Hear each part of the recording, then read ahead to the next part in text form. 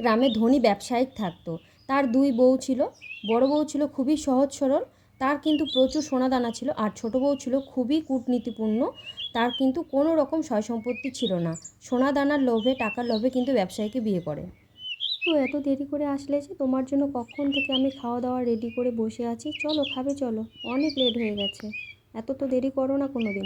বলি, বড়দি কার সাথে কথা বলছে? তুমি এসেছো ভালো হয়েছে। আমার কিন্তু অনেক সোনা গয়না লাগবে। বড়দিকে যেভাবে সোনায় মুড়িয়ে দিয়েছো ওইভাবে কিন্তু আমাকে সোনায় মুড়িয়ে দিতে হবে। বিয়ের আগে তো ছোট বউয়ের রূপটা এরকম ছিল না, কিন্তু বিয়ের পর এখন বুঝতে পারি যে ও আমাকে সোনা দানা গয়না আমার সয় সম্পত্তির লোভেই বিয়ে করেছে। যাই হোক, এই ছোট বউয়ের হাত থেকে বাঁচতে হলে আমাকে এর থেকে দূরে দূরেই থাকতে হবে। এ তো কোনো কিছুই বোঝে না, সুখ দুঃখ। কী রে ছোটো, এখন পর্যন্ত বসে আছিস? ও চল, খাবার দাবার সব কিছু রেডি করে আমি কখন থেকে বসে আছি তুই আসবি বলে। চল বাবা, খেয়ে নে চল। আর কতক্ষণ এইভাবে ঘরের মধ্যে বসে থাকবি? তুমি আমাকে খোঁটা দিলে। আমি কাজ করি না, আমি বসে বসে থাকি বলে তুমি আমাকে খোঁটা দিলে। এগুলো শোনানোর কোনো দরকারই ছিল না। তুমি ভুল বুঝছো, তোমাকে কেন শোনাতে যাব? আমি তো সব করি, আর আমার পছন্দ মতোই তো তোমাকে আনা হয়েছে। আমাদের কোনো সন্তান নেই বলেই তো তোমাকে নতুন করে বিয়ে করে আনা হয়েছে। কেন তোমাকে শোনাতে যাব বোন? মালিকানা হাতে রেখে খুব অহংকার হয়েছে তাই না? দাঁড়া, তোর একটা আমি ব্যবস্থা করবো। তোকে শেষ করে তোর মালিকানা আমি হাতিয়ে নেব। আমার কাছে যেতে হবে, সাধু বাবার কাছে গিয়ে আমি সব বলবো। সাধু বাবা, সাধু বাবা, ও সাধু বাবা, সাধু বাবা, উঠুন বাবা। আমি অনেক বিপদে পড়ে এসেছি বাবা, আমাকে রক্ষা করুন আপনি, আমাকে রক্ষা করুন। আপনি অনেক তান্ত্রিক, আপনি সব কিছুই পারেন। উঠুন বাবা, আমার কথা সারা দিন বাবা। কে কে এসেছে আমার ধ্যান ভঙ্গ করতে? আমি তো অনেক ধ্যানে বসেছিলাম, অনেক অনেক বছর ধরে। আমার এই ধ্যান কে ভঙ্গ করলো? কি হয়েছে মা? তুমি এসেছো, কি হয়েছে করতে পারে বলো। তোমার? বাবা, বাবা আমাকে বাঁচান বাবা। আমার সতীন সব কিছু মালিকানা হাতিয়ে নিয়েছে। ওকে শেষ করতে হবে, ওকে শেষ না করলে আমি কিচ্ছু মালিকানা পাবো না। ও সব কিছু আমার চাই, ও সব কিছু চাই। আমি যাকে বিয়ে করে এসেছি তাকেও হাত করে রেখেছে। সমস্ত কিছুর মালিকানা ওর কাছে, অনেক গয়নাঘাটি, অনেক সয় সম্পত্তি আছে। ওকে মেরে ফেললে আমি সব পেয়ে যাব। আর আমি যা পেয়ে যাব তার 50% আপনাকে দিয়ে দেবো, আপনি যদি আমাকে এই কাজে সাহায্য করেন। বাবা, আপনি আমাকে এই কাজে সাহায্য করবেন তো? এই কাজে আমাকে সাহায্য করবেন তো বাবা? আহ আহ অত উত্তেজিত হোস না।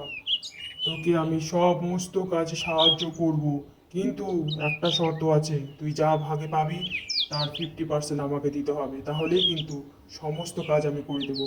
আমি একটা জিনিস দিচ্ছি, তুই সেটা নিয়ে যা, বাড়িতে গিয়ে তোর সতীনকে সেটা খাবারের সাথে মিক্সড করে খাইয়ে দিবি। দেখবি সব কাজ কমপ্লিট হয়ে যাবে, তোর রাস্তা ক্লিয়ার হয়ে যাবে।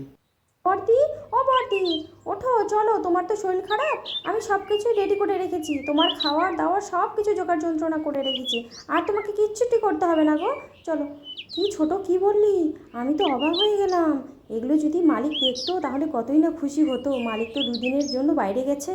মালিক যদি এগুলো দেখতো, তার ছোট বউ কত ভালো হয়ে গেছে, সব কিছু করছে। তো ছোট, তুই আমাকে কি খাওয়ালি বোন? আমার যে খুব যন্ত্রণা করছে, খুব জ্বালা করছে, বুক ছটফট করছে। মনে হয় আমি আর বাঁচবো না। আরে কি খাওয়ালি তুই আমাকে? হে, আমাকে কি খাওয়ালি? আমার সব শেষ হয়ে গেল। দেখ বাবা, আমার রাস্তা ক্লিয়ার হয়ে গেছে। এবার সয় সম্পত্তি যা আছে, বাড়ির যা আছে, গুপ্তধন সব কিছু নিয়ে আমাকে আজকে রাতের মধ্যেই পালাতে হবে। কারণ আজকে রাতেই তো বাড়িতে ফেরার কথা আছে মালিকের। না না না, আমি আর বেশি লেট করব না। হতে দেরি হয়ে গেল। আর এত বৃষ্টি, এত এই রাতের মধ্যে এত বৃষ্টি হচ্ছে, কিছুই তো পেলাম না। শুধু শুধু দিদিদেরকে মায়েরে আমি খুব ভুল করলাম, কিছুই তো পেলাম না। তাড়াতাড়ি করে যাই, পা চালাই, নাহলে ধরা পড়ে যাবো যে। এটা কাকে দেখছি আমি? আমি তো শেষ। জম, তুই আমাকে মেরেই ছাড়লি না? তোর যখন এতই সব কিছুর উপর লোভ, তুই আমাকে বলতে পারতিস, আমি তোকে সব কিছু দিয়ে দিতাম। আমার কোনো কিছুর উপর লোভ ছিল না, কিন্তু তুই তো কিছুই পেলি না। এবার তোকে আমি শেষ করব। আমার জীবন নিয়েছিস, এবার তোর জীবন নেব। কারণ তুই বেঁচে থাকলে আমার ঘরের তুই ক্ষতি করবি। মর মর। তুই তো অনেক রাত হয়ে গেল দেখছি, তার মধ্যে এই বৃষ্টি পড়ছে। এই রাতের বেলা বৃষ্টি খুবই ভয়ানক, ভয়ানক অবস্থার সৃষ্টি করে দিয়েছে। এ কি? কে তুমি? কে এভাবে রাস্তার মাঝখানে দাঁড়িয়ে আছো যে? তুমি তো ভয়ানক দেখতে, আমার তো খুব ভয় হচ্ছে। তার কারণ নেই, আমি তোমার বড় বউ। তোমার ছোট বউ আমাকে খাবারের মধ্যে বিষ মিশিয়ে দিয়ে মেরে ফেলেছে, তাই আজ আমার এই অবস্থা। তাই তোমার ছোট বউকেও আমি শেষ করে ফেলেছি। আমি তোমাকে যা বলছি তুমি শোনো। তুমি নিশ্চিন্তে বাড়ি যাও, বাড়ি গিয়ে নতুনভাবে তোমার নতুন জীবন শুরু করো। পেছনে তাকাবে না, ভালো মেয়েকে দেখে বিয়ে করবে। এরকম আর কোনো জঘন্য অপরাধী মেয়েকে বিয়ে করবে না। তুমি ভালো থাকবে, সুস্থ থাকবে, বৃষ্টি কমে গেছে, এবার তুমি বাড়ি যাও।